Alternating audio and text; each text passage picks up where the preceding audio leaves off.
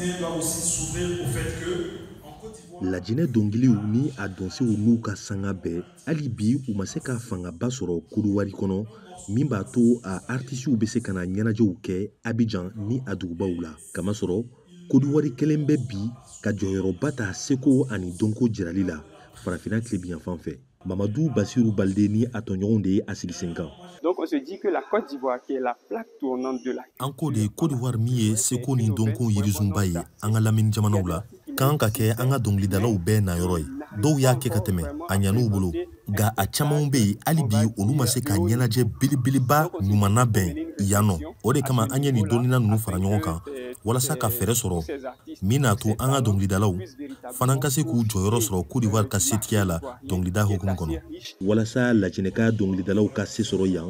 Mamadou Bamba n'a bɛ wele Ozone Afrique Bamba k'u kan ka ɲɛnajɛw ɲini k'a kɛ Kodowari marabaw bɛɛ la n'a fɔ Bouaké, Man, Ojene ni dɔgɛrɛw k'a bɛɛ kana dan Abidjan dɔrɔn ma sabula ko lajinɛ tunkarankew ka ca dugubaw fana kɔnɔ o kɔfɛ bɔlɔlɔ fana matarafali ko bolofa kan ka kɛ o kan fo ka taga se dɔnkilidaw ma ni Ivoire taw ye n'a bɛ wele featuring ko lajinɛ dɔnkilidalaw kan ka nin fɛɛrɛ ninnu bɛɛ de fara u bolo la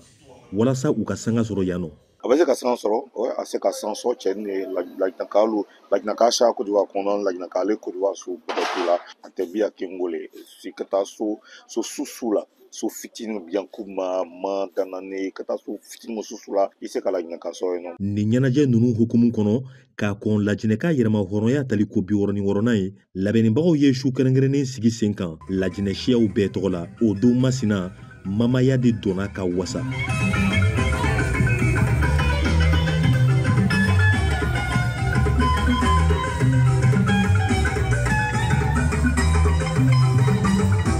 Mariam Keita ye badenya sɛrɛ tɔnden ye. Mamaya o kankan tali mamaya di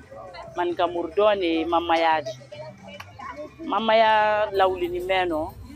momen ni men ye âge kelen di ko laden ko ke groupe do di ka groupe o tobla ko sere o sere de o le mamaya dona o le mamaya organiser la son.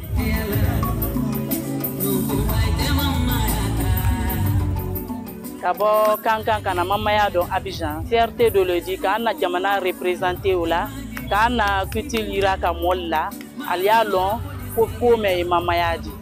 donc c'est une fierté pour nous. Nin fara ɲɔgɔn kan ye Sekou Kaba lajinɛkaw ka civilu ka tɔnba ɲɛma président du conseil des Guinéens de Côte d'Ivoire ko o bɛ Côte d'Ivoire ni lajinɛka bɛn de ko fɔ. Lajinɛka min Côte d'Ivoire an y'an bara lajinɛka min yan a siaman a bɛɛ sɛbɛkɛla le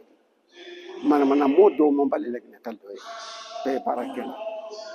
an don ni ɲɔgɔn dɔn ani Ivoirien don ni ɲɔgɔn dɔn k'a kɛ badenya de lajinɛka de alibara le yan komi ali fana an y'a fɛ le k'an bara an y'an bara ɲaami Côte d'Ivoire yan an y'an di yan parce que londa min yan a tɛ diɲɛ fansi donc an ka ko bɛɛ de kɛ ka bɛn na don jamana nin kɔnɔ ka bɛn don an ni ɲɔgɔn cɛ ko koba kɛ ni ɲɔgɔn cɛ